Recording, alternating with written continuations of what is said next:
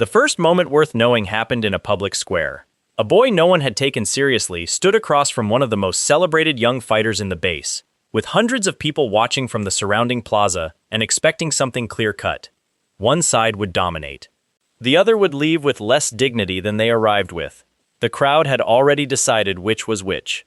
What they did not expect was what the boy said midway through the fight. He said he had not been trying. He said he had spent most of the duel studying a particular technique he wanted to learn for himself. He told the crowd the other boy had never been a real threat, only a useful subject. Then he broke his opponent's blade with one punch and drove his face into the stone. The second moment happened in the dark, weeks before that. Inside the compound of the wealthiest family in the base, an old man had a trick he was certain could not fail. He offered a small peace gesture, a token, and inside it a needle designed to kill whatever it touched before any response was possible. The boy received it, healed through it in seconds, then retrieved the needle and sent it back through the old man's chest. After that, there was no more family. Both of those moments happened because of a secret, and the secret was simple. Every time he touched a person, he stole their power. His name was Yayan. He and his sister Yayu had been alone for years by the time any of this started. Their parents were dead. The absence had become structural over time, built into the daily rhythm of their apartment, the meals, the way they divided money and divided chores. Not a wound they kept returning to, but a shape they lived inside. Yayu was 2 years younger. She had opinions on everything. She scolded him for coming home late without notice. She put too much salt in his food when she was annoyed, which happened more often than she would admit, and he always ate it without comment, because calling attention to it only made her do it more. She was fiercely independent and sulked beautifully when he disappeared for days at a stretch. She had been cutting his hair since their parents died. She learned from a tutorial video, rewinding a 3-minute clip until she felt ready. The first attempt came out uneven. He never mentioned this. On the evenings she did it, she talked. About her classes, about the base market, about something funny a classmate had said. He sat on the low stool and listened, and for those 20 minutes the world was manageable. Every plan Yayan ever made started and ended with her. Linhai Base was the kind of place that taught this lesson quickly. If you had power, you could protect what mattered. If you did not, you held your breath and hoped nobody decided to take it from you. The base was a fortified city-state, one of dozens humanity had built in the century since the rift. 100 years before Yayan's birth, a dimensional tier had opened in the sky above Earth. Monster swarms poured through it without end. Cities fell in weeks. Most of humanity went with them. What saved the survivors was the discovery that some people could fight back. Certain individuals developed gifts, abilities that let them endure and cultivate strength beyond ordinary human limits. Those people became cultivators, and over a century they built a martial society ranked entirely around those abilities. The tier of your talent set your ceiling for life. Weak, low, mid, high, apex, top, supreme, transcendent, ascending in that order. The strongest families controlled each base by monopolizing the top of that scale. Commoners with mid or low gifts found their place and stayed in it. Anyone at the very bottom was tolerated as long as they remained invisible. Yayan's talent had been assessed at Tier 1, the lowest possible measurement. His assessment paper might as well have read, "Not relevant." He had known this his whole life. It had changed texture over the years, from something like shame to something quieter, a ceiling he worked around because he had no other option. He looked at Yayu sleeping, at the locks on their cheap door, at the wild zone on the other side of the perimeter wall, and understood that working around it was not enough anymore. He woke one night to a room full of light, not a lamp, something directionless and blue-white, filling the air above him the way static fills a screen. He sat up. The shimmer contracted into words, floating in front of him like a notification from software that had not asked permission to install itself. He read the message 4 times. What it described was a talent, not an upgrade to his existing Tier 1 gift, something separate, placed on top of it. Physical contact with a person or a monster would permanently absorb a copy of their ability, not borrowed, not temporary, stacked onto everything he already held, kept for life. Each copy required a 30-day wait before the next. Monster talents carried greater risk during the absorption process. His sensing range was 3 meters.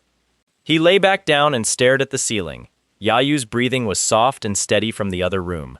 In the morning, he told himself. Figure it out in the morning. In daylight, with a clear head, the plan arrived quickly. 3 meters of sensing range was nearly useless for targeting anyone interesting.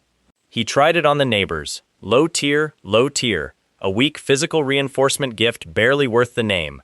Nobody around him was worth a 30-day wait. He needed someone with a high-tier ability, and he needed a natural reason to touch them. The 5th Academy solved both problems. He applied to the school reserved for low-tier students. The one cultivators with real ambition spent their careers pretending they had never attended. Not for the education, for the foot traffic.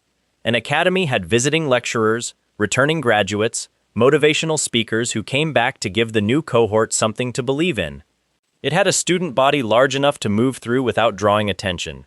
Most importantly, it had introductions, and introductions meant handshakes. The professor who processed his paperwork looked at his talent assessment and appeared briefly uncertain whether she was looking at a student or a clerical error. He thanked her and left. The academy's opening week was designed as a filter. Body conditioning before cultivation was standard practice. A body that collapsed under physical stress would collapse under monster pressure before cultivation ever became relevant. The instructors ran the students through formations and endurance sequences with the cheerful efficiency of people who had seen it many times and stopped feeling bad about it. The 3rd student went down at the 40-minute mark. By the end of the 1st hour, half the hall was on the floor. By the 2nd, the room looked like an aftermath. Yayan did not pass. His hands stopped responding on schedule, his vision narrowed, and his legs made their position clear. The difference was that when his legs gave out, he stayed in the low crouch rather than going all the way down. He was not certain this technically counted as standing. He decided it did. The instructor wrote something next to his name. He did not see what. 3 days in, a former student named Chen Dong came to address the cohort. He was 20 years old, already ranked as a martial warrior, his cultivation talent sitting solidly in the higher reaches of what mid-tier could produce. His speech was about perseverance and possibility. The students listened as though he were describing something they had never been permitted to want. Some of them wept quietly. Yayan listened and waited for the questions to end. When the session closed and the crowd moved forward, he joined it. He positioned himself in the middle of the group, not eager, not reluctant, just present, the way a background object is present. When his turn came, he extended his hand, said something sincere about the address, and held the handshake 1/2 second longer than necessary. The pull lasted less than 2 seconds. His copied talent registered in his chest like a lock falling open. Mid-tier cultivation. Absorbed. He thanked the room and returned to his seat. The first fusion was worse than he had prepared for. He had known it would hurt. The system description had been clear about that much. What he had not anticipated was the specificity. The way the process seemed to locate his bones and work through them in particular. The way his chest felt like something was being dismantled and rebuilt at a slightly wrong angle. He bit through the inside of his cheek without meaning to. The floor came up quickly. He woke several hours later with his cheek against the tile and an unusual calm running through his chest. The talent had taken. He stood slowly, checking each limb in order. Everything worked. He breathed in and felt the energy move through him differently than before. More volume, more reach, like a door opened onto a larger room. He told Yayu the next morning that he had twisted his ankle. She studied him for 3 full seconds, said nothing, and handed him a cold cloth. Her expression during those 3 seconds told him exactly what she thought of the explanation. Within a week, he was performing the basic air vortex exercise the academy required of first-term students. He kept his output deliberate, slightly below what he could actually manage, exactly what you would expect from a struggling student who had recently found some footing. Nothing to investigate, nothing worth a second glance. The instructor noted the improvement and moved on. A month in, the world outside reminded him why any of this mattered. He was walking back through the outer district when the perimeter wall came down in one section. Not broken through, but crashed through, because the silver moon wolf on the other side had not bothered to go over it. The creature stood in the gap it had made, enormous and gray-furred, its eyes catching the base's security lights in a way Yayan found immediately unpleasant. Against the far wall, a man had placed himself in front of his daughter. The gesture was human and pointless. The wolf would reach them in seconds. Yayan did not have a weapon. He had mid-tier cultivation energy and 1 month of body training. Against a Silver Moon wolf, that was not a fight. But the calculation did not include doing nothing. He grabbed a chunk of rubble from the collapsed section and threw it at the wolf's flank. The impact sound was good. The wolf turned. He ran. It came after him faster than he had expected, which was nearly fast enough to end the story early. His speed talent made the difference. He could not outrun it, but he could match its initial burst well enough to stay ahead through corners and sharp direction changes. 4 blocks this way, lungs burning, shouting for backup because sometimes the simple answer was the right one. Captain Gale Wolf and his squad came around the corner ahead. The fight lasted 4 minutes. The wolf died against a wall, while Yayan stood to the side and caught his breath. Gale Wolf secured the area first. Then he came to look at the boy who had apparently been using himself as live bait. He said Yayan was either very brave or very stupid. Yayan said he had never been entirely clear on the distinction. The captain laughed, one short, genuine sound, and clapped him once on the shoulder before moving to file his report. After the cleanup crew started their work, Yayan drifted close to the wolf's body on the pretense of watching. He crouched briefly, placed his hand against its cooling flank, and held it there for a few seconds. 2 talents transferred. A low-tier blood gift and a novice-tier speed ability, both from a monster that no longer needed them. He stood and walked home. The speed fusion proved accurate everything the system had warned about monster talents. The process went for his right leg specifically. A fracture somewhere in the femur, clean and sharp. He heard it before he felt it, which was perhaps more unsettling than the reverse. He passed out, woke several hours later with his cheek against the bathroom floor again, the bone healed, the leg feeling like something had been recalibrated to a higher tolerance than before. He tested it in the forest 2 evenings later. The gaps between trees blurred. He had to slow himself deliberately to avoid running into trunks. He stopped between 2 pines and stood there, and breathed and let his body reckon with what it could now do. Jiang Bao found him there. Jiang Bao was the 5th Academy's designated source of information on anything he had technically been asked not to repeat, and he arrived the way he always did. Breathless, grinning, with something in his expression that said he had been holding this in for too long. He told Yayan about the Wild Zone exam, point-based monster hunting, a compulsory death waiver, and a prize for the top score, high-tier monster blood, enough to multiply cultivation speed by a factor of 8 or better. Yayan asked how registration worked. Jiang Bao explained the death waiver in more detail than was strictly necessary, with the energy of someone who expected this to be a deterrent. Yayan said he was registering. Jiang Bao said he was going to die, then paused and asked whether their friendship was close enough for him to be listed as next of kin on the paperwork. Yayan told him to sign up instead. Jiang Bao said absolutely not. He signed the form the next morning. The exam staging area sat at the outer edge of the base, close enough to the perimeter wall that the air smelled different. Less filtered, more metal and soil, with an undercurrent of whatever the Wild Zone carried on its wind. 200 students had gathered. Most of them were trying to look less frightened than they were, with varying success. The distribution of genuine confidence in the room was easy to map. First Academy in one cluster, Second Academy just beyond them, and the students from lower academies arranged in the way that people arrange themselves when they have already been told, by atmosphere rather than words, where they belong. Mo Xiao was not hard to find. He was tall, well-dressed in the particular way that said someone else chose and paid for those clothes, and he carried himself like someone accustomed to a room adjusting itself around him. He stood with his team of 4 and spoke at a volume calibrated to carry. First place scores, family resources, a prediction that he would top the ranking by an embarrassing margin.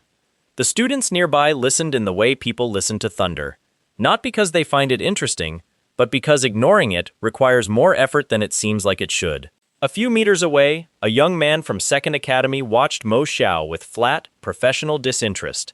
His name was Li Yunqing, and he was the kind of person whose stillness made other people nervous. He was Mo Xiao's genuine rival, not in temperament but in caliber. His blade cultivation talent sat at mid-tier, and he wore the skill quietly, which made it somehow more visible. Yayan positioned himself near the edge of the staging group and watched both of them. Then he crossed toward Li Yunqing. The approach was casual. He said he was from 5th Academy. He said he had heard the name and wanted to introduce himself before things got competitive inside. He extended his hand with the expression of someone who was simply being polite about an awkward situation. Li Yunqing looked at him for a half-second, a fast assessment, involuntary, and then shook the hand. The transfer happened between one breath and the next. Mid-tier sword cultivation. Clean, precise, already categorized before Yayan's arm had finished dropping back to his side. He thanked Li Yunqing for his time and returned to his position at the edge of the group.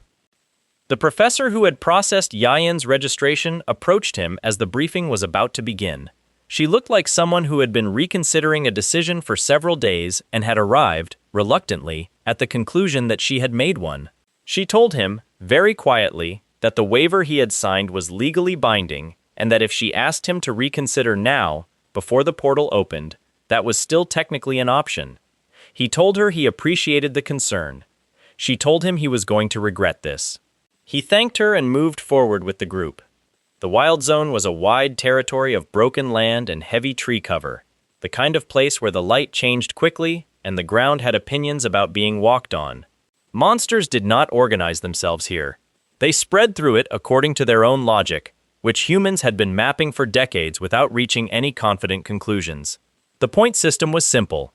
Kill a monster, collect the proof of kill, submit it at the staging gate when time expired. Every category of beast had an assigned value. Larger or rarer creatures carried exponentially more. The exam lasted 3 days. Yayan moved through the outer terrain with his speed and his mid-tier cultivation energy and killed what was in front of him in the order he found it. A giant mountain snake died within the first 2 hours. Its body was large, its reaction time was not, and he had already figured out that fighting things slightly above his stated level was the fastest way to accumulate points without drawing extended attention. He found Zhang Bao on the second morning. Zhang Bao had somehow entered the exam after all, which surprised Yayan more than it probably should have. What did not surprise him was finding Zhang Bao backed against a rock formation by 3 medium wolves, with his collection bag held above his head, and his eyes at a size that suggested he had recently revised his opinion of the entire adventure. Yayan disposed of all 3 and checked Zhang Bao for damage. Zhang Bao thanked him, and then, with the emotional whiplash of the very anxious, immediately began talking about opportunities. He had heard from a group of Second Academy students. In the southeastern sector, a pseudo-beast had been spotted. High classification, worth 500 points as a pseudo. If it had fully transformed to true monster status before it was killed, the value doubled to 1,000. Yayan thought about the math and moved southeast without stopping for a long conversation about it. Mo Xiao's team had found the creature first. He could hear them before he could see them. The sounds of a sustained group engagement, calculated and expensive, the kind of fight that burned through supplies to guarantee results. The pseudo-beast came out of the trees, moving wrong. It had completed the transformation somewhere between Mo Xiao's first strike and now. Its body a size larger than it had started, its behavior changed from something erratic to something with direction. Mo Xiao's team scattered from the new threat, and the creature disappeared into the brush going east. Yayan went east. He found it 200 meters out, crouched in the ruin of an old outpost building, a stone frame with half a ceiling. The walls collapsed into rubble. The creature was drinking something from a crack in the ceiling above it, its attention entirely on the seeping liquid. The liquid glowed faintly, pale and slow, not something he had seen catalogued in any beginner field guide. He waited until it lifted its head. The fight was not simple. The creature had bulk and irregular movement patterns. It changed direction mid-lunge in ways that were biomechanically strange and made it difficult to commit to an angle. He took one solid impact against his ribs and felt the evaluation instantly. Hit like that twice more and the outcome was uncertain. He did not let it hit him again. The killing strike caught it through the throat, using his short blade and his mid-tier cultivation energy, and the precise measurement of when its momentum was committed in the wrong direction. It went down heavily and did not move. He worked fast. He removed the eyeball, the standard proof of kill for a beast at this classification. He made an incision below the sternum and drained the heart blood into his water container, which now served a different purpose than water. He took the glowing liquid that had pooled at the base of the cracked ceiling stone, not knowing what it was but knowing that it had held the creature's interest enough to distract it from a human standing 20 meters away. He cut down the stone itself and carried it. Then he heard Mo Xiao's team arriving from the west, and he left the way he had come. He spent 2.5 days in a cave with the Heartblood. He used the time the way a person uses time when they have decided not to waste any of it. Monster blood at this classification accelerated cultivation at a ratio that made ordinary training feel irrelevant. The comparison was the difference between walking and being moved. His body processed the energy in waves, each one leaving him further along than the last. He ate sparingly. He slept 4 hours each night. He surfaced once on the second day to check the light and make sure he was tracking time correctly. On the evening the exam closed, he shouldered his collection bag and walked to the staging gate. The ceremony was held in the main plaza. Students stood in groups around the assessment platform, their collection bags submitted, their faces arranged in expressions that reflected their reasonable expectations. Mo Xiao stood near the front. He had cleaned up since the field. He did not look like someone who expected bad news. The assessors worked through the bags systematically, calling names and reading scores. Third place came first, Li Yunqing, from Second Academy, 432 points. The Second Academy students applauded with restrained satisfaction. Then they called second place, Mo Xiao's name. 427 points. The silence lasted less than a second. Then Mo Xiao made a sound that was technically not words, and the silence stretched out more carefully around it. First place, Ya Yen, from Fifth Academy, 1,163 points. The crowd in that square made noise of a very specific kind. Not the applause of people watching someone expected to win, but the involuntary sound of people trying to recalibrate quickly to something that did not fit any model they had been working with. The assessors called his name twice before he stepped forward to collect the prize container. He kept his face neutral. He accepted the high-tier monster blood and the official seal of first rank, thanked the examiner, and turned to leave. Mo Xiao had not moved. His bodyguard stood behind him, reading the numbers on the board with the careful expression of a professional who has been asked to protect someone and is currently recalculating the scope of that assignment. Yayan did not look at either of them. He walked back through the crowd to the outer edge of the plaza, found a quiet stretch of wall, and sat down with his back against it. First place, 1,163 points. He pulled a piece of bread from his jacket pocket, tore it in two out of old habit, and ate half of it. The illustrated book of treasures was available at the second-hand stall near the base library. 3 shelves back, wedged between a water cultivation manual and something in a language he did not recognize. He bought it for 80 yuan. It was the best purchase he had made in years. The sealing stone was catalogued on page 44. The Terra Ore elixir, a substance produced by a specific mineral formation over centuries, consumed by monsters seeking accelerated growth. Never found in purified quantity because the beasts that located it drank it immediately. What it did to a human cultivator who consumed it elevated innate talent by 2 full tiers, permanently. He read that entry 3 times. Then he went home and gave Yayu the money from the exam prize and told her he had something for her to drink. She asked whether it was medicine. He said it was a treasure. She asked what the difference was. He said this one would not taste bad. She drank it in 2 swallows, made a face suggesting the claim about the taste had been optimistic, and sat on the apartment floor while the energy moved through her. He watched her carefully for several minutes. Her breath went unsteady. Her hands curled at her sides. Then something shifted. He could feel it even without touching her. The way the air in a room changes when a window opens somewhere. She exhaled. Her frost talent, already rare, now sat inside a mid-tier cultivation framework. Her ceiling had risen by 2 complete tiers in the space of 1 morning. He sat down on the floor across from her and said nothing. She looked at her hands and then at him. She told him she felt strange. Then she told him she thought she might be able to freeze the whole kitchen if she tried. He told her to please not test that theory while he was in the apartment. She did not freeze the kitchen, but she held ice at her fingertips for almost a minute, steady and clear and precise. 10 days after the exam, Zhang Bao arrived at the academy gates looking the way he always looked when the news was bad, slightly breathless, and making more eye contact than usual. Mo Xia Bei, the title Mo Xiao had adopted after formally advancing his family standing, had gone into seclusion. He was pursuing a martial warrior breakthrough.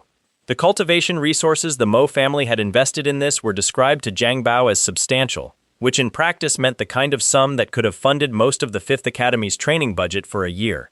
Zhang Bao wanted to know if Yayan understood what this meant. Yayan said he did. Zhang Bao said the Mo family controlled 3 significant districts of Linhai Base and employed cultivators at every tier below Grand Master.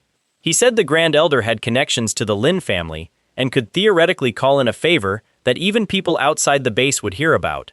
He said the Mo family had eliminated rising commoners before, specifically and quietly, and that nobody in the base had done anything about it because doing something about it required being stronger than the Mo family. Yayan let him finish. Then he said he was going to keep cultivating. Zhang Bao pressed his palm against his own forehead and said something about collecting corpses. The shadow assassin came on a night with rain, which suggested someone had either planned that detail or had been watching long enough to know that Yayan walked home alone on evenings when the weather kept most people inside. He felt the presence before he saw it, not through any particular sense, more a wrongness in the air, the way a room feels different when something in it has moved without making a sound. He slowed without altering his stride too noticeably and scanned the space ahead. Nothing there, which was the point. The shadow talent let someone move without visual presence in specific light conditions. What it did not cancel was displacement, the tiny adjustments of weight and air that even an invisible body produced. His speed talent had sharpened his reflexes past the level where those small adjustments were easy to miss. He sidestepped left without announcing he was doing so. The blade that had been aimed at his back went through the space where his spine had been. He turned. The assassin resolved into visibility as the attempt failed. A man in dark cloth, carrying twin blades with a particular grip that spoke to years with the specific style. He looked surprised in the way professionals look surprised, briefly, and then not at all, because there was no professional value in staying surprised. They moved fast. The assassin was genuinely skilled, but Yayan's speed closed the gap between their talent tiers, and his mid-tier cultivation energy was higher than whoever had commissioned this kill had apparently known. 3 exchanges. The second one cut Yayan's forearm, shallow, not serious. The third one ended the fight. He stood in the rain over the body and caught his breath. The man's twin blades were high quality. His jacket had bank cards in an inner pocket, which Yayan counted, 3.5 million yuan. His bag carried a Shadowblade skill book and a handkerchief marked with a symbol Yayan did not recognize immediately. He crouched, placed his palm flat against the man's chest. The shadow talent transferred cleanly. He pocketed the blades, the cards, the skill book, and the handkerchief. He moved the body to the drainage access behind the nearest commercial building, in a space that nobody checked except the maintenance crew on alternating Thursdays. Then he ran, not away, but toward Yayu's school, because the moment an assassin arrived was also the moment that any other leverage point became a target. She was in the courtyard when he got there, helping stack chairs after a late session, annoyed by his arrival in the rain, unharmed. She asked what he was doing. He said he wanted to walk home together. She said he could have sent a message. He said he was there now. She stacked the last chair and they walked home. She talked about a girl in her class who had managed to produce a small flame with her cultivation talent that morning, and how the instructor had made such a dramatic event of it that the girl had turned red and not spoken for the rest of the session.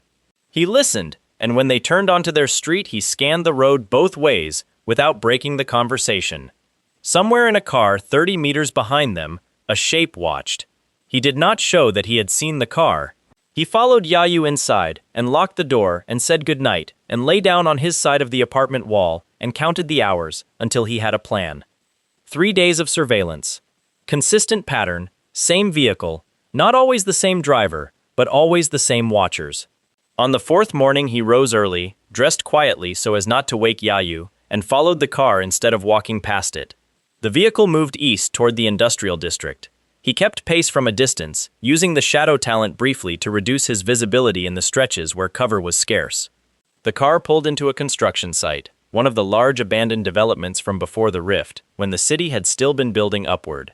He watched from the upper scaffolding, flat against the concrete, his breath controlled. Below, Mo Xiaobei stood over a man who owed him money. The conversation was short. The man died. Mo Xiaobei cleaned his hands off on the man's jacket, with the practiced efficiency of someone who had done this before, and then told his bodyguard to make sure the debt was properly closed in the family ledger. So, that answered the question of who had ordered the assassin. He also confirmed something worse.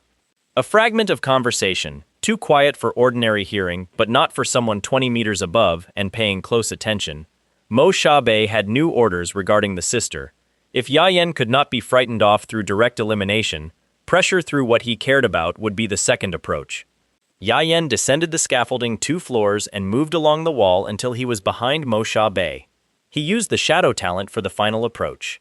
3 meters, 1 strike, angled exactly right, carrying everything his mid-tier cultivation energy could concentrate into a single point.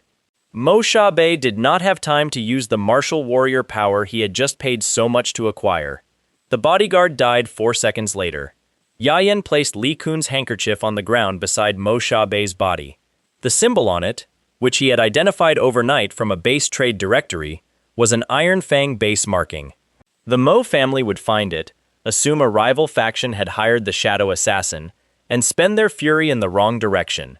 He walked home through the early morning, arrived before Yayu woke, and made breakfast. The Mo family's investigation ran exactly as predicted. Their grand elder found the handkerchief within a day. The Iron Fang base symbol was read as evidence. The conclusion arrived quickly. A rival had hired an Iron Fang shadow specialist to remove the young master, probably to punish some past slight and send a warning to the family's broader operations. Zhang Bao, who had improbable access to the kind of gossip that moved through cultivator circles, relayed all of this with the energy of someone who had been waiting to deliver the update. Yayan said the Mo family had come to the wrong conclusion. Zhang Bao said that was a remarkable thing to know. Yayan said he had noticed some things. Zhang Bao studied him for a long moment, then said he supposed that was true of most people. The armored ox was his next target. It lived in the outer wild zone, 3 hours east of the perimeter wall, and its defense talent was the quality he needed most. At mid-tier cultivation, his offense could handle most threats at his level, but something genuinely above him could take him apart before he landed enough to matter. A defense ability would change that calculation. The problem was the cooldown. 30 days between copies, and the shadow talent had been recent. The ox's defense would have to wait. What he could use it for instead was practice and monster blood. He fought it for most of a morning. The creature had a low-tier defense talent that made its hide resistant enough to blunt most strikes aimed at its armored sections, but it was not intelligent in combat. It relied on its protection to compensate for its predictability. He mapped the pattern and found the rear, which was not armored, and which it protected by staying backed against large objects whenever it felt threatened. He removed the large object, a fallen trunk, and waited for the ox to reorient. It took 20 minutes. When the creature finally turned, its unarmored section faced the open ground, and he moved into the gap it had opened. He killed it cleanly. He filled his containers with its blood. He set up a camp in a nearby cave with a defensible entrance and a good sightline to the eastern approach, and he stayed there for 20 days. The blood moved him forward in surges. Each cultivation session pushed further than the last. On the 17th day, he felt the threshold approaching. That particular density that the cultivation manuals described as a room filling past capacity, pressure building until something gave way. On the 20th day it gave way. The cave walls scorched. His body discharged cultivation energy in a wave that moved outward in all directions simultaneously, burning marks into the stone and setting the dry grass at the entrance briefly alight. Martial warrior rank, confirmed. He sat in the middle of the scorched floor and breathed. Outside the cave entrance, 2 figures had stopped walking. He heard them through the wall, one in a black formal jacket, one in red. They spoke quietly, then continued on. He did not know who they were. He filed the observation and kept breathing. The Martial Marketplace occupied 4 city blocks in the commercial district, between the base garrison and the guild quarter, and it ran from before sunrise until after dark with the compressed energy of a place that understood itself as necessary. Stalls and permanent shops both. Monster parts, cultivation aids, weapons in the lower tiers and higher tiers separated by obvious price margins, elixirs of varying credibility. Cultivators of every rank moved through it with the particular purposefulness of people who had somewhere specific to be. Yayan sold the armored ox's hide and bone at the first major trade post he found. The assessor examined the material with professional indifference and offered 20,000 yuan. He said the ox was taken in a zone generally classified as off-limits for single cultivators at martial warrior rank, which meant the material carried difficulty premium, and he would accept 38,000. The assessor looked at him for a moment, then revised the offer to 40,000. He thanked her and collected the payment. He was reading the board outside a materials vendor, looking for the right grade of cultivation supplement at a price point that made sense, when he heard someone behind him say his sister's name in a tone of mild alarm. He turned. The woman standing 2 meters away was wearing a black jacket with the Marshall Pavilion emblem stitched at the collar, and for the 3 full seconds it took his brain to reconcile what his eyes were reporting. He was absolutely certain that Yayu had somehow acquired a job, a uniform, and 5 additional years of composure since breakfast. She was not Yayu. The resemblance was precise enough to be genuinely unsettling. Same face shape, same build, nearly the same height, but her expression was the expression of someone who had been told about this reaction before and had developed a policy of waiting patiently for it to resolve. Her associate in red, Xiao Yu, as he would later learn, was watching the exchange with unconcealed interest. He apologized. He explained, briefly, what had caused the mistake. The woman in the black jacket said her name was Yuling. She managed operations for the Marshall Pavilion's Linhai branch. She suggested, in a tone that was extremely courteous and entirely impenetrable, that she hoped the confusion had not been too disorienting. He said it had been a notable experience. She said she imagined so. She told him he had materials to sell and offered a fair assessment. They walked together to the pavilion's back office, where the ox parts he had already sold elsewhere were evaluated retrospectively, and she pointed out 3 components he had significantly undervalued. He listened with genuine attention. She was precise and spoke without decorative filler. Her assessments were grounded in cross-regional price data he had not had access to. When the business was concluded, she extended her hand for the standard closing formality. He shook it. High-tier cultivation talent. By a considerable margin, the most powerful ability he had copied from any person so far. The gap between this and Chen Dong's mid-tier gift was the difference between a river and the sea. He kept his expression exactly level. She offered him a standing invitation to join the pavilion as an associate member. Good rates on materials, access to restricted zone assessment services, a monthly allowance. He thanked her and said he needed to think about the terms. She said there was no rush. She told him the offer would remain open. Walking home, he ran a fast mental inventory of what he was carrying in his body. Mid-tier cultivation from Chen Dong, mid-tier sword from Li Yunqing, low-tier blood and novice speed from the Silver Moon Wolf, shadow from Li Kun. Now high-tier cultivation from Yui Ling, waiting to be fused. His 30-day cooldown had reset. The evening was mild. He bought 2 portions of grilled vegetables from a street vendor and brought them home. Yayu had already eaten, which she told him with the energy of someone who had been left alone for 20 days and wanted him to understand the number. He sat on the low stool in the kitchen. She stood behind him with the scissors, which was the signal that he had been away long enough for hair to become a relevant issue.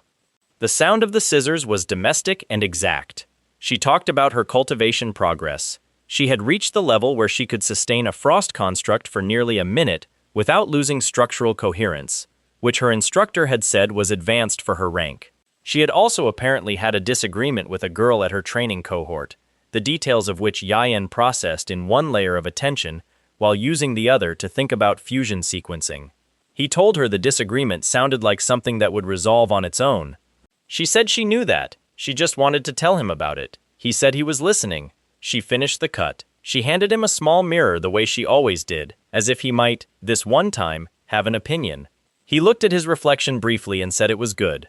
She put the scissors on the hook by the bathroom door and sat down on the kitchen floor with her back against the cabinet, which was the position she took when she was thinking about something she was not sure she wanted to say out loud. He waited. She asked whether he had been hurt. He said nothing serious. She looked at his arms. He was wearing long sleeves, which was not unusual. The scar from the assassin's blade was faint and on the inner forearm where it would not catch casual notice, but she had a habit of noticing things. He told her a creature in the zone had clipped him, healing fine. She studied him for another moment. Then she said she used to wish, when they were children, that he had the power of the immortal jellyfish from the stories he used to read her, the creature that healed any wound in an instant. She had once dropped the scissors in the middle of a haircut because he had come home bleeding from a training fall and they had no money for a hospital, and she had wished for it hard enough that she thought the wishing might actually do something. He had forgotten she remembered that. She pulled her knees up and looked at the floor and said it was a stupid thing to have believed. He told her it was not stupid. He sat there for a while after she went to bed, thinking about a creature that healed any wound in an instant. The illustrated book of treasures was thorough on the subject of the immortal jellyfish. Not a myth, not a simplified monster story repackaged as folklore, an actual organism, catalogued, found in a specific body of water 3 hours south of Linhai Base called the Lake of Death, named for the concentrations of lethal toxin its resident population produced as a natural defensive measure. The jellyfish's healing talent was apex tier, the highest classification in the talent scale below ranks that had no practical reference point in Yayan's life yet. Apex tier healing. He read the entry and thought about Yayu dropping scissors in a bathroom because she could not stop her hands shaking. He fused Yuiling's high-tier cultivation talent the next morning, in the apartment, with Yayu at school. The process was the worst he had experienced so far. The sheer volume of energy involved meant the recalibration was total, not localized to one region of his body. He spent 4 hours lying on the kitchen floor waiting for his bones to stop filing complaints. When he stood up, he felt the ceiling of his entire cultivation framework expand in every direction simultaneously. The test he ran afterward confirmed it. He was at elite martial warrior rank. Above martial warrior, below grandmaster. A tier that would have taken most cultivators at his age several more years of consistent practice. He had been at the academy for less than 6 months. The Lake of Death was what the name suggested, geographically. A wide, still body of water with a surface that caught the light wrong. The kind of place that wildlife avoided as a matter of instinct. Even the trees around its bank had a particular quality. Alive, but angled away from the water, growing at the slight lean of things that preferred their distance. He was 40 meters from the bank when he heard the sounds of a fight. He found Yuling at the edge of the lake, a large aquatic creature pinned under a layer of ice that was fracturing under its movement. Her elderly companion stood a few meters behind her, directing the attack. They had the creature managed, almost. The tree root that gave way under the companion's left foot was the kind of accident that requires nothing from anyone except bad timing. He fell forward into the creature's sweep radius. What happened in the next 2 seconds was mechanical in its progression. The old man's trajectory was set. The creature's reaction was faster than its appearance suggested. Yuling's ice construct could not redirect in time. The companion did not survive. His last comprehensible words, directed at Yuling as she tried to reach him, were an instruction. Get out with the treasure. Don't make what we came here for meaningless. Yuling's face as she processed those words was not something Yayan looked at for long. He dispatched the creature while she knelt and did not speak. He waited. She was not the kind of person who collapsed in the external, visible sense. She stood. She was pale. Her hands were steady, which seemed to cost her something. He carried her to a cave above the waterline and said nothing useful because there was nothing useful to say. She slept for several hours. When she woke, she thanked him with the particular composure of someone who had decided to treat the next practical step as the only available option. She told him about the treasure, a flower her father had documented 20 years earlier, deep in the lake, guarded by a creature with a spatial teleportation talent. She had a formation plate her father had commissioned. It could freeze spatial movement for 3 seconds within a fixed radius, long enough for one decisive strike. He told her he would go with her. She said it was too dangerous for someone at martial warrior rank. He told her he appreciated the concern. She looked at him with an expression he did not entirely interpret. Then she did not argue further. The next morning she rose before him and departed before first light. She left behind 10 bottles of high-tier monster blood and 10 gold cards, 1,000,000 yuan each, plus a training manual on advanced body conditioning. The layout suggested deliberate placement rather than things forgotten. He picked up the bottles and looked at the lake. Then he found a deeper cave and started working. 4 months. Not a dramatic span in the abstract. In practice, measured in cultivation sessions and blood bottles, and the slow recalibration of a body pushed past the margins it had been designed for, 4 months compressed into a sequence of focused, ordinary days. He trained, he ate, He slept the exact amount his body required. He did not return to the base. The cave walls accumulated marks, scorch patterns from discharged energy, gouges from strikes run against the stone when he needed resistance training, rather than cultivation. He filled 3 separate notebooks with observations about how his stacked abilities interacted, which combinations carried risks, which were reliable under pressure. 2 months in, the discharge from a cultivation session left a lightning pattern scorched 3 meters up the cave wall. He sat in the middle of it and confirmed the rank. Elite Martial Warrior. Confirmed, locked. The energy now running at a volume that felt sustainable rather than borrowed.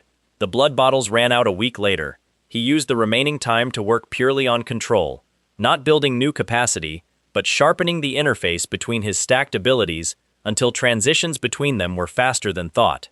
On the last day, he walked the perimeter of the cave and found 11 freshly dug graves arranged in a line outside the entrance, each marked with a stone.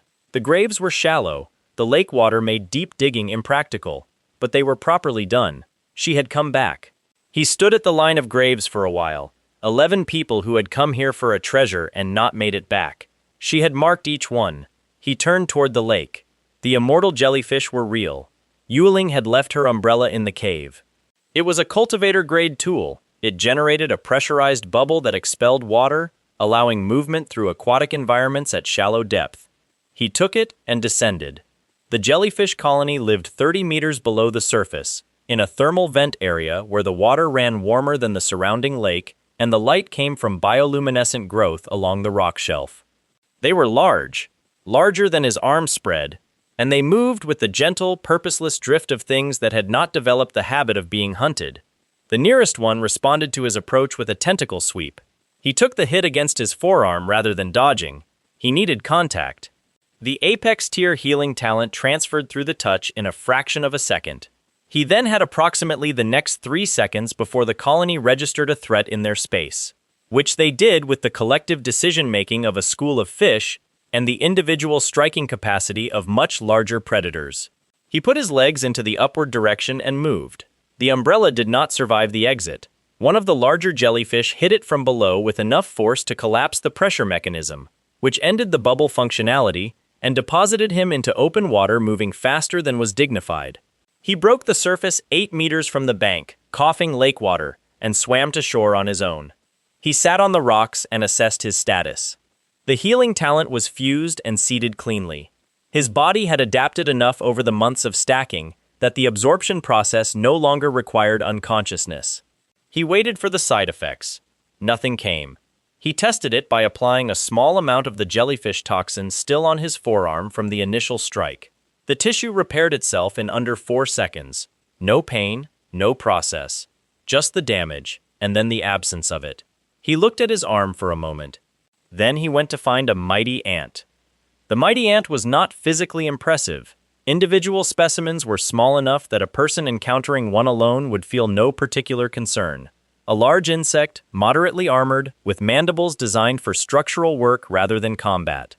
The species' actual threat came from its social architecture. They functioned as coordinated systems, and a coordinated system of mighty ants could dismantle something the size of a great martial warrior over the course of minutes. Their collective strength talent was listed in the Beast Encyclopedia at high tier. A single ant carried a fraction of that. A nest carried all of it. He needed to touch one. The commercial trade route between Linhai Base and Iron Fang Base ran through territory where mighty ant colonies were active. The Lin family, one of the controlling military families in Linhai Base, was organizing a beast-clearing operation to make the route viable again, and they were taking on contracted cultivators to fill the squad positions. The mission paid well, and it would put him within range of the nest. He registered at the Lin family garrison as a late-stage martial warrior, which was close enough to accurate to pass an assessment stone reading if he kept his output controlled. Captain Gale Wolf recognized him before the briefing finished. The captain stood across the staging area, watched Yayan for a moment with an expression of genuine calculation, and then crossed toward him. He said the last time he had seen this boy, he had been throwing rubble at a silver moon wolf, with the cheerful confidence of someone who had not finished thinking through the plan. Yayan said the plan had worked. Gale Wolf said that was one way to describe it. He looked at the assessment stone's reading on Yayan's wristband, noted the late-stage martial warrior result, and said nothing further. But his expression had the quality of someone who had filed a separate, private assessment alongside the official one. They went into the zone together. The operation ran smoothly until it did not. The squad cleared wolf packs and a fire lizard colony over 2 days, working the territory systematically. On the third morning, a communication device failed during a coordinated push. The Lin family command post stopped responding, and one of the squad members, a cultivator named Peng, who had been reliable until the specific moment he was not, turned and left through the trees at the point when the remaining monsters closest to them were at their most aggressive. Gale Wolf did the calculation. His squad had 4 members who could not hold this position and could not safely retreat through the terrain behind them. He told them to go. He told them he would buy the time. His posture when he said this was the posture of someone who had already finished arguing with himself about the decision. He turned toward the nearest threat without looking back at the squad. Yayan stepped forward and told him to move aside. Gale Wolf turned. He looked at Yayan, at his stance, at the way he was standing, at something in his face that apparently communicated something the assessment stone had not. The captain stepped back. Yayan pushed his cultivation energy past the late-stage martial warrior limit he had been holding. The air around him changed quality. The nearest monsters responded to it the way animals respond to proximity to something apex. Hesitation, then the calculation of whether to engage. He gave them 4 seconds to complete that calculation, then answered it for them. He cleared the forward threat in under 2 minutes. The squad watched from behind him in the silence that followed. Gale Wolf stood very still. When it was over, Yayan turned back and said they should keep moving. He went deeper into the zone alone. He needed the fire. The king lizard, a large specimen that sustained ranged fire output for extended periods, was the right test for the healing talent under combat conditions. He fought it for the better part of an hour. The fire damaged him continuously, and the healing talent repaired each instance before it could accumulate. By the end of it, he had a complete map of the talent's practical limits and none of the burns that should have been covering most of his torso. He rejoined the squad. He split the zone rewards equally among all 4 remaining members, including himself, which produced a silence from Gale Wolf that contained several things at once. The mighty ant nest was the last phase of the operation. The staging area outside it held cultivators from 3 different factions: Lin family, Mo family remnants maintaining their presence despite their recent losses, and Iron Fang base representatives, one of whom was Elder Qing. She was a formation master, which was a rare specialization, and her bearing carried the competence of someone who had not needed to prove herself in that room for some time. Elder Qing activated a flame shower formation. The construct rose above the nest entrance and discharged downward, a systematic grid of fire from the sky covering the colony's known surface exits. It was designed for exactly this kind of situation. The firepower was substantial and the targeting was clean. The nest went quiet. Then the ground moved. Not the surface, the deeper structure, 30 meters down, where the colony had been since the fire started. The ant swarms did not come up the way they had gone down. They came up differently, using tunnels that the formation mapping had not accounted for, and they came up everywhere at once. The high-tier mighty ant, the colony's central organism, the one that carried the full force of its strength talent at a level that compressed the air it moved through, emerged from the primary exit and oriented toward the largest concentration of threats. Elder Qing left at a speed that suggested her formation work was done. Everyone else followed that assessment immediately. In the chaos of the general retreat, 24 cultivators moving in multiple directions at once, the air full of dust and the sound of the colony's collective movement, Yayan crouched beside a fallen ant soldier at the perimeter of the scatter. He pressed his palm flat against it. The strength talent transferred. He straightened and walked away at a reasonable pace. The fusion hit differently than the others. Strength at high tier was not subtle. He woke from it the next morning with his hands gripping the wooden frame of his cot, and when he shifted his weight to sit up, the frame cracked. He let go of it and sat on the floor instead, and breathed carefully until the calibration settled. He pressed his palm against the wall, left a clear impression in the plaster, 10 times his previous strength threshold. Possibly more. He thought about what that meant against something genuinely threatening. Gale Wolf arrived 3 days later with the mission payment and the casualty report. 53 elite cultivators dead in the ant operation, 3 great martial warriors among them. A grandmaster had ultimately needed to be called in to close the job. The commercial route was cleared. He stayed for tea. He reported that Iron Fang Base's behavior during the operation had been unusual. Their representatives' formation work had seemed calibrated to flush the ants toward the other factions rather than eliminate them outright. He said this was speculation, but he wanted Yayan to have the shape of it. Yayan told him he appreciated that. Gale Wolf looked at him with the expression he had been wearing since the zone, the one that had replaced the cheerful captain's certainty with something more like professional recognition. He said there was nobody else he would trust with this kind of information. Yayan poured him more tea. The Mo family's butler arrived without warning, which was a choice that told Yayan something about the family's current read of the situation. The man was polite in the way that expensive furniture is polite, decorative and designed to make a room feel like it had weight behind it. He delivered an invitation to dinner at the Mo estate. He said the family wished to extend goodwill and talk through certain concerns in a civilized setting. Yayan looked at him. Then he took the butler's arm, applied specific pressure at the joint, and showed him the door. The man left. He was not permanently damaged. He would be functionally fine within a few weeks. Yayan returned to the kitchen and finished what he had been eating. Inside the Mo estate, in a room that had been designed to communicate permanence and control, the former patriarch Chongqing sat in a chair that was doing most of the work of keeping him upright. He was dying, not quickly, but with the biological certainty of someone who had used a forbidden technique in the mighty ant battle and paid for it with his cultivation core. He would be at reduced capacity for whatever time remained, and both he and everyone in the room knew this. He explained the plan with the calm of a man who had made a business decision and was now communicating the implementation details to his team. Yayan would be captured. Not harmed. Not in any permanent sense. There was a pharmaceutical in development that reduced a person's autonomous will to a compliant state without damaging their cultivation ability. Once administered, they would rename him, give him a family designation, a forged identity as an illegitimate Mo family member. He would continue to develop his abilities as a Mo family asset under a name that was not his own. He paused as though this were simply a logistical matter and asked whether anyone had concerns about the timeline. Nobody in the room said the word person.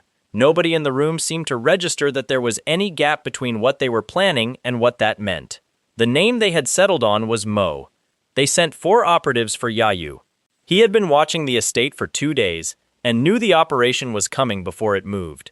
He had set up arrangements of his own, not in the apartment, which was the obvious first target, but in the route between the school and home, where anyone following her would have to pass through a specific corridor. All 4 arrived at the corridor. None left it.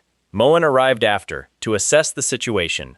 Moen had been to the apartment before, as the butler, and carried enough of the family's authority to expect a different reception this time. He was wrong about that. The Mo estate gate was decorative. It was not built for someone who hit it at full strength, at his current strength tier, without slowing down. The family head, Kang, Mo Shabei's father, the man who had signed the authorization for the shadow assassin, was in the main hall. Yayan killed him there. The fight lasted 8 seconds, which was longer than it needed to be because he allowed Kang time to deploy his cultivation energy, out of the mild interest of seeing what it looked like at his full commitment. Chongqing waited in the rear room. The old man had prepared for this. He had activated a forbidden technique, using reserves he should not have had access to anymore, burning what was left of his damaged core in a final expenditure. The room pressure changed when it activated. His strikes carried significantly more force than they should have. Yayan took 2 of them. The healing talent resolved both before the next exchange. Chongqing looked at him with an expression of the purest confusion. A person his cultivation assessors had categorized as low tier. A boy they had planned to rename and reduce to property. He was standing in the middle of 2 direct hits from a forbidden technique, and his hands were steady. The iron pearl arrived as a gesture of reconciliation, a small ornamental object, offered forward in one open hand, the old man's expression resettling into the composure of someone who had decided to resolve this quietly. Inside the pearl, on contact, a needle, designed for instant penetration and laced with a toxin, calibrated to end things at his stated level. The needle deployed. He felt it. He healed through it in 2 seconds, which was faster than the patriarch's expression could fully complete its satisfaction. He reached out, retrieved the needle from where it had fallen, and held it in his hand for a moment. Changqing looked at it. Yayan looked at him. The needle went through the old man's chest with the precision of someone who had been paying attention to the exact angle the original device was designed for. He stood in the room for a moment and checked his status. Then he walked through the estate's remaining corridors and completed what he had come to do. The Mo family, its patriarch, its head, its elders, its operatives, was gone by the time the dawn light moved across the base.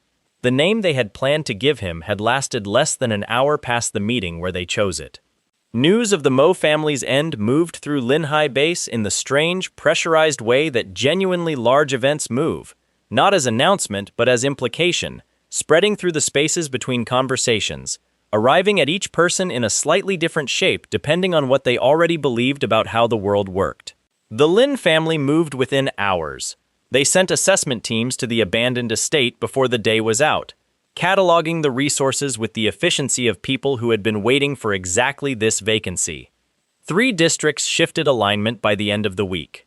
The base's political map did not dramatically change. One power replaced another, but the specific family that had spent decades crushing commoners before they could rise was simply absent from it now. Yayan distributed the Mo family's genuine elixirs from the estate's stores. Gale Wolf received a mid-tier vitality supplement he had not been able to afford in his current rank. Yayu received 2 compounds that would support her frost talent's development through her next cultivation threshold. He said they were gifts from someone who no longer needed them. Yayu looked at the elixirs, then at him. She did not ask questions. She put them on the shelf above her bed and went back to her training. He left a week later. He arranged things before going. Yuling's Martial Pavilion token went to the apartment. The token extended protective status to the household by association, which meant the Iron Fang survivors now flooding Linhai Base would route around it rather than through it. He found Gale Wolf and told him about a Lin family elder named Lindsay, who had been quietly observing certain people of interest in the base for the past month. Gale Wolf said he did not see how that was relevant to him. Yayan said Lindsay was specifically looking for promising cultivators to take on as disciples, that the captain's performance record in the recent operation had been noticed, and that if Gale Wolf happened to be standing outside a particular tea house on a particular evening, the meeting would probably happen on its own. Gale Wolf looked at him for a long moment and then said he supposed he could take a walk that evening. Yayan left for the thousand-leaf forest the next morning before Yayu woke up. The forest was dry at the edges, more bare branch than canopy, but further in the air changed, taking on a density that suggested the interior ran by different rules than the exterior. He was 2 hours deep when he heard the fight. 2 gold-furred panthers, adult and clearly apex predator in their carriage, were holding position against a high-tier gorilla the size of a small building. The panthers were faster, the gorilla was heavier. The exchange had been running long enough that both sides were favoring injuries. Something approached him from the left and sat down beside his boot. He looked down. A cub, golden fur, not yet at the density of the adults, with eyes that were disproportionately large and conveyed an interest in him that seemed both calm and complete, the way very young things look at what they have decided to trust. The cub raised one paw. He crouched. The soul contract registered as a warmth at his sternum, a sensation he had not been prepared for, something between a handshake and a decision. The cub offered his light of spirit as the formal element of the bond. Yayan accepted it. Then he held his hand flat and felt the apex tier speed talent transfer. He named the cub Little Jin. He helped Jin's parents finish the gorilla. When the mother panther came to assess him afterward, cautious, evaluative, 4 times his weight and carrying injuries she was ignoring, he took out the medicinal salve he had brought from the base and applied it to the worst of her wounds. She did not move away. She watched his hands.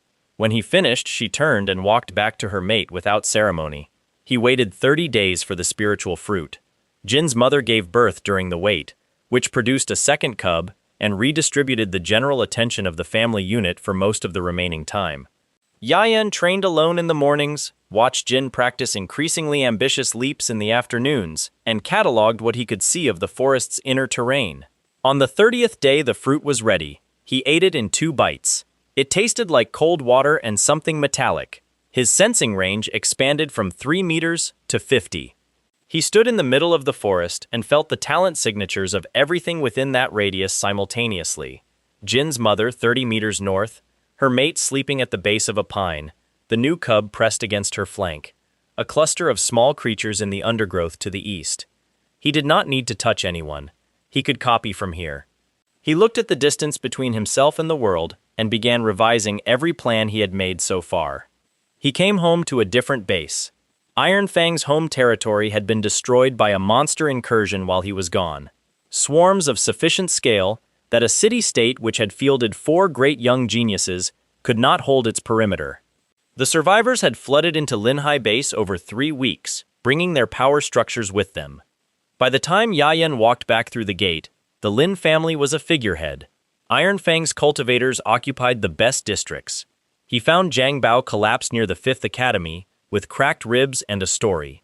A group of Iron Fang arrivals had taken exception to something he had said, or possibly something he had looked like he was thinking about saying. Yayan sat with him while he explained, and did not comment on the fact that Zhang Bao was narrating the entire story at volume while claiming he was fine. At home, Yayu had become a martial apprentice. She demonstrated a frost wall construct in the kitchen that covered most of the rear cabinet.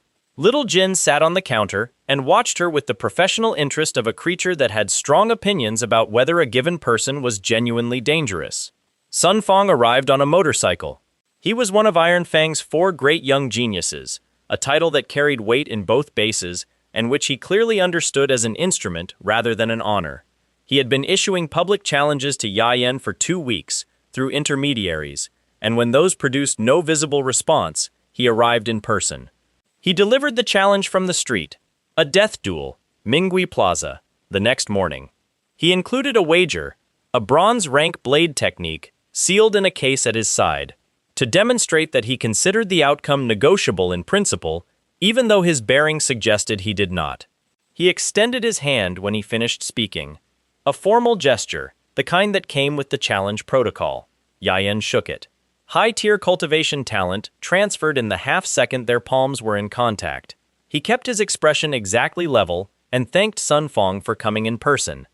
That night, he sat in the apartment and stacked the second copy of the high-tier cultivation talent onto the first one he already carried. The system registered the overlap and began the upgrade sequence. When it finished, the framework in his chest had shifted, expanded past the high-tier ceiling into something that sat above it. Apex tier, both copies fused into one. He lay down, stared at the ceiling for a while, and went to sleep. Mingui Plaza held several hundred people by morning. Word had moved efficiently, as it always did when a confrontation involved someone from Iron Fang and someone who had been refusing to be intimidated. The crowd arranged itself at the margins of the open square with the energy of people who had already decided how this would end and had come to confirm it. Sun Fong was skilled. This was not a performance point. It was a material fact. His speed was genuine, his wind-slash technique the product of real training, his cultivation energy sitting at a level that most people in that square would have considered dangerous. He opened with a full commitment, the kind of attack designed to establish authority early and end arguments before they became complicated. Yayan moved with him, not matching him, staying slightly behind, tracking the mechanics of each exchange with the specific attention of someone who has decided to understand a technique rather than simply survive it. The wind slash came twice in the first 3 minutes, a curved blade of condensed air released at the moment of peak swing, the release angle varying enough that it was not purely mechanical. He read both iterations. He let Sun Fong read his lack of urgency and decide it was fear. The Lin family's merit monument took a stray wind slash in the 5th minute. Stone cracked. The crowd shifted. Yayan stopped moving. He stood in the center of the square and looked at Sun Fong across the space between them. He said that the fight had never been a real contest. He said he had spent most of it watching the wind slash specifically, that the technique was worth learning, and he had wanted to understand how it operated under full combat conditions. He said Sun Fong had not been a threat. He had been useful. The silence in the square had a particular texture. He crossed the distance between them and hit Sun Fong's blade with a full-strength punch. The blade shattered at the guard. He caught Sun Fong by the jacket on the follow-through and put his face into the stone. He straightened, addressed the crowd briefly. The wager weapon was available for collection at the pavilion if anyone was interested in the formal record, and walked home. The Sun family did not let it go. He had known they would not, and he had told himself that was fine. 30 days of cooldown. He visited his parents' graves at night, as he did when the base felt particularly crowded with the wrong kind of intentions, because the grave district was quiet and the graves themselves asked nothing of him. The assassin came from behind a stone marker. Sun Fang's former teacher, a blade cultivator the Sun family referred to as their lapdog, which was their term and not particularly affectionate. He was competent, older than Sun Fang, and his first approach was a threat rather than an attack. If Yayan moved against the family, the sister would be the first target. Yayan looked at him. Something in his expression apparently settled the conversation faster than the man had expected. The teacher's confidence lasted 2 more seconds. The fight lasted 4. He took the man's sword, a high-quality weapon called Sword Veil, with a training manual hidden in the grip casing, and went home. 3 days later, he walked through the Sun family headquarters with the efficiency of someone working through a practical problem. The elders died in the order he found them. Sun Fang's father died in the main hall. He did not enjoy any of it, but he also did not stop. Sun Fang arrived to find his father's body. His grief was real. It arrived as rage, immediate and absolute, and he was skilled enough that the first exchange was genuinely dangerous. But grief and skill together were not enough against what Yayan was now carrying, and Sun Fang knew it within the first minute. He fought anyway, because there was no other direction available to him. Grandmaster Yao Yai arrived from the roof. A Grandmaster, the Sun family's strongest asset, Sun Fang's personal mentor, capable of lightning-based attacks that he deployed immediately and without negotiation. The first strike carved a crater in the courtyard stone. The second landed on Yayan directly, a thunder-kindling technique that ran current through every nerve simultaneously. He healed through it. Yao Ye stared at him. He launched the wind slashes. Not one. He had 2 months of refinement on the technique since copying it, and he deployed them in quantity, a continuous output that filled the courtyard with curved airstrikes from multiple angles simultaneously. Yao Ye spent the first 30 seconds defending, and the next 10 trying to understand what was happening. The Sun family's own signature technique, operated at a volume and precision their finest student had never achieved, coming from a boy he had categorized as a commoner who got lucky in a duel.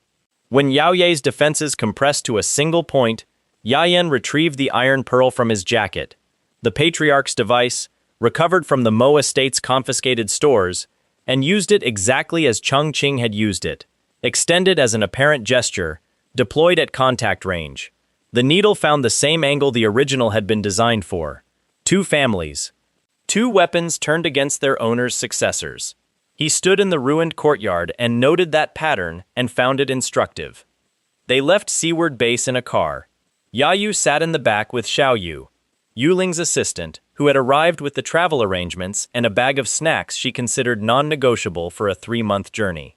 Yuling sat in the front with a map she did not actually need and the composure of someone who had decided not to comment on how fast events had moved. At one point on the road, with the base's perimeter long behind them and the continental terrain opening in every direction, Yuling told Yayan she had not specifically planned to be in this vehicle. He told her that was an interesting position to be in 3 weeks into the trip. She said she had simply made arrangements that happened to align with a particular direction of travel. He smiled at the road. She turned and looked out her window and said nothing further. The Secret Realm portal opened above a cleared plateau outside Demon Sea Base, activated by Emperor Yunho, a cultivator so far above the existing framework that he could levitate, his spatial talent at a level that made the portal's creation look like habit. Yayan watched him from the staging crowd and took careful inventory of everything visible in his technique. Inside, he landed alone in a ginseng field and started collecting. He found Yuling under attack within the hour and cleared the threat before she had finished deploying her secondary response. She explained the objective, a heavenly soul flower her father had documented, guarded by a creature with middle-level spatial teleportation. She had a formation plate, 3 seconds of suppression, maximum. The beast was fast and clever in the specific way spatial-type creatures were clever. It moved through the space between spaces, striking from angles that required predicting its re-entry point rather than tracking its visible movement. He took several spatial strike impacts that removed material from his body before the healing resolved them. When the formation activated, he had 3 seconds and a single committed strike. The beast fell. The spatial talent transferred. He had teleportation, spatial perception, spatial mark, a pocket inventory, all from one creature, all sitting in his body alongside everything else. He stood in the cave with the 8 heavenly soul flowers and felt the architecture of what he was becoming and found it adequate. He noticed a secondary scent behind the main chamber and found the Earth Surge Gold Lotus. Yuling thought she was getting 3 of his heavenly soul flowers for 1 gold lotus. He let her think that, because explaining the value structure would require explaining things he was not yet ready to explain. The gold lotus unlocked the double copy function. Copy twice without waiting. Range expanded to 500 meters. He copied the spatial talent a second time from the stored corpse in his pocket inventory, the double function consuming what would have been a month's cooldown in one use, and fused both copies in sequence. A purple rat stole meat from his campfire that evening, and he offered it the standard choice. The rat, little purple, apex tier treasure hunting talent, female, deeply committed to food, chose pet and led him to the Vitality Stone mine 4 days later. The mine was the Yun family's most valuable claim in the secret realm. He took all of it. Every stone, every deposit, the vitality core at the bottom of the maze, a source of life force so concentrated it burned through his endurance talent and his healing talent simultaneously as he made contact with it. He held on until it was secured. He left nothing behind except an empty chamber and the particular silence of a room that had recently been full. The dragon egg had come from the Martial Pavilion as a gift they considered worthless. He had known it was not worthless. What he had not known was that it had been slowly eating through the Vitality Core's energy inside his pocket inventory for weeks, building towards something. It chose its moment. Yuling had placed him in a body-tempering bath, 4 jars of rare medicinal mixture, the kind that pushed great martial warriors toward Grand Master, over 2 careful days. He was in the 3rd jar when the egg in his pocket inventory began pulling energy through the dimensional boundary. All 4 jars, simultaneously. The Yue mansion shook. Yuling came running. He was standing in the middle of the empty bath chamber, with Grandmaster rank cultivation energy running through him, and a small red dragon sleeping in his jacket pocket. He told Yuling the talent fusion had gone unexpectedly well. She looked at the scorched walls and the cracked floor and the empty jars and said she was going to need more than that. He said his cultivation was sometimes difficult to predict. She looked at him with the expression of someone who had decided to accept an incomplete answer in the knowledge that pursuing it would not produce a complete one. Then she left to get tea, because she was the kind of person who processed significant developments by making tea. He looked at the small dragon in his pocket. The dragon looked back at him with the calm of something that had not yet learned the world was supposed to be surprising. He put it back in the inventory and buttoned his jacket. The shopping day was Yayu's idea, and for 8 hours Demon Sea Base had nothing to do with power or families or anything that required preparation. They walked through the market district with no particular destination. She watched a fountain near the central square for 4 minutes without comment, her hands in her pockets, her face the face of someone encountering a specific kind of beauty for the first time. He stood beside her and did not say anything. Little Jin rode her shoulder with the proprietary ease of a creature who had decided she was his person, and that was settled. They ate from 3 different stalls because she could not choose, which he had expected. They argued mildly about whether the second stall's dumplings were better than the third stall's, a disagreement with no meaningful stakes that she invested in completely. He ate 5 of the dumplings she had declared inferior without acknowledging this. It was, by any honest measure, a genuinely blissful day. He came home to Little Jin injured. The cub was in the apartment corridor, one foreleg favoring, his bond sense sending a signal that was not quite distress but close. Little Purple emerged from behind the water container and told him with the directness of a creature that had no patience for softening what had happened. A silver-haired woman, an associate. They had come looking for the rat first, and for whoever owned the rat by extension, and Yayu had been there instead. Little Jin had tried to protect her. Yayan stood in the empty apartment and put his hand flat against the wall and left it there for a moment. The plaster cracked under his palm without him deciding to push. He picked up Little Jin, assessed the injury, applied the medicine. He He sat on the kitchen floor and thought about nothing in particular. Then he stood and started moving. Yuling intercepted him in the stairwell. The poison needle hit the back of his neck before he reached the ground floor. Not lethal, paralytic, short range, the kind of thing designed to stop a person moving at the specific speed he was moving. He sat on the stairs while she explained. The Yun family had not taken Yayu carelessly. They had taken her deliberately, as a mechanism. They wanted him to rush the compound alone, because alone he was a single cultivator against a monarch. They also wanted the incident to force a confrontation between the Yun family and the Yue family, using him as the trigger point.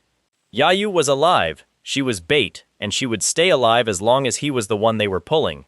He listened. He said he understood. Then he told her he wanted to go anyway. She said she knew. She said the plan was not going alone. Grandmaster Ni was a mercenary formation array specialist.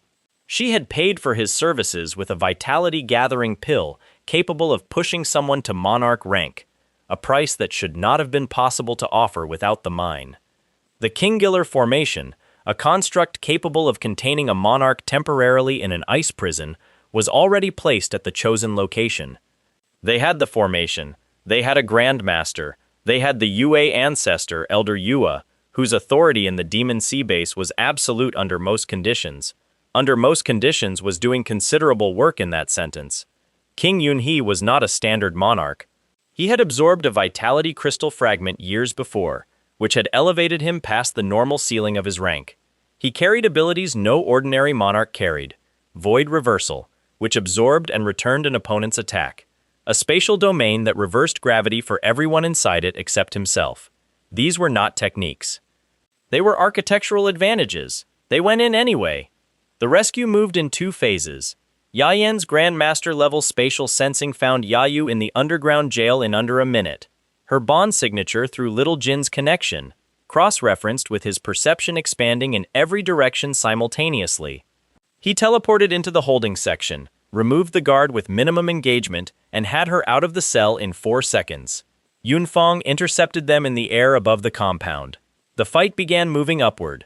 King Yunhee arrived from below and ignored Yunfang entirely. He looked at Yayu.